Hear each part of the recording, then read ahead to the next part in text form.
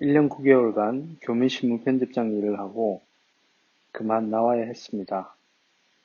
교민회장을 새로 선출하는 과도기 때에 재임하려던 회장단과 신입 회장단 간에 알력이 있었는데 그 사이에 오해가 생겨 일종의 희생양이 되고 말았습니다.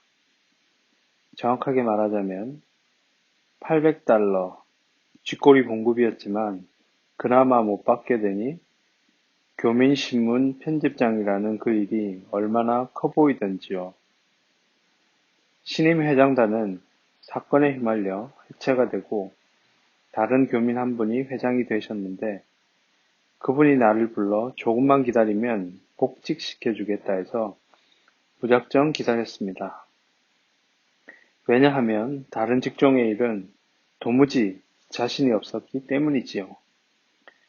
아내는 아내대로 우리와 너무나 성격이 다른 칠레인 직원들을 다루느라 스트레스가 이만저만이 아니었는지 매일 저녁에 집에 돌아와서는 그만 녹초가 되었습니다.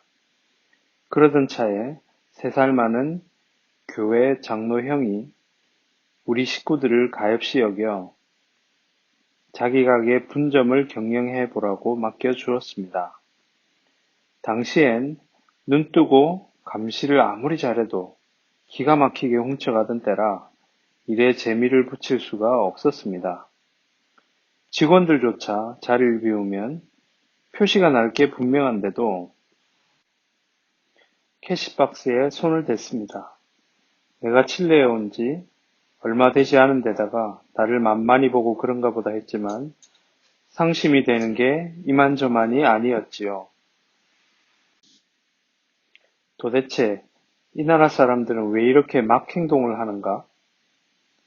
앞으로 이런 가게 일을 계속해야 한다면 제명에 살다 가겠는가?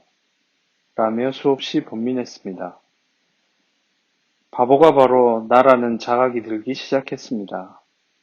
이대로 조금만 더 시간이 흘러가면 생활 무능력자가 되고 말겠구나 싶은 두려움이 몰려왔습니다. 잠시 시간을 거슬러 올라가겠습니다. 칠레에 처음 도착했을 당시 이웃에 살던 선교사 한 분이 원단 세일즈 일을 하였는데 친분이 생겨 우리 집에 자주 놀러 왔습니다. 그러다가 원단 가게에 취직을 알선해 주었지만 3주를 못 버티고 나와 버렸습니다. 나온 이유를 밝히는 게 혹시라도 도움이 될까 싶어 말씀드리자면 첫째, 일꾼 중 가장 밑바닥 인생들이 일하는 곳이 원단 가게라고 합니다. 무서워서 이들을 관리할 자신이 없었지요. 실제로 이들은 건들거리기 일수인데다가 털실 뭉치들을 저울에 올려놓을 때마다 눈금이 덜 나오게 장난질을 쳤어요. 이런 비양심적인 행위들로 정말 괴로웠답니다.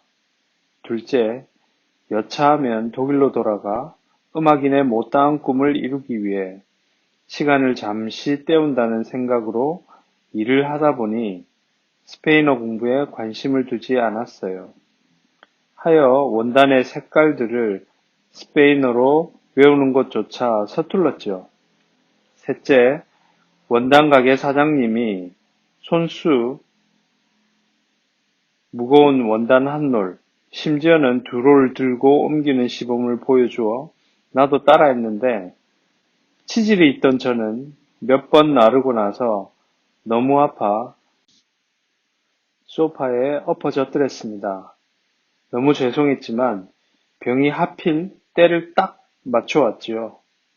이런 저에게 사장님이 원단을 자르는 시범을 보여주셨어요. 쉬워 보여 멋지게 가위로 원단 한 롤을 빙빙 돌려가며 자른다는 것이 세로로 자를 것을 가로로 자르는 치명적인 실수를 했답니다. 보다 못한 원단 가게 사장님은 대형 온냉방 겸용 히터기 설치를 나에게 맡기셨어요. 할 수 있겠다고 말은 했지만 연통을 설치하기 위해 벽에 대형 구멍을 뚫어야 했고 장장 2주간에 걸친 대작업이었는데 여러 고충들이 있었습니다. 사장님이 노부장이 설치하는데 2주간이나 걸린 이유가 가게 흘러가는 동태를 살피느라 일부러 그랬구먼 이라고 하셨을 때는 뜨끔하면서도 정말 그렇게 생각하셨기를 바랬습니다. 이렇듯 너무나 부족했던 내 모습이 노출되었다는 자괴감이 들어 황급히 떠나오고 말았습니다. 그래도 원단가게 사장님은 나를 인텔리라 생각하고 똑똑한 놈은 다를 거야 라는 환상을 가지셨는지 못 받아도 이의가 없을 3주간의 급료를 충분히 주셨지요. 제가 여기까지 쓰고 아내에게 읽어주었더니 그 얘기 들으니 내 인상이 참 비참하네. 그렇게 모자란 남편이 당신이었으니 내가 얼마나 고생이 심했겠어.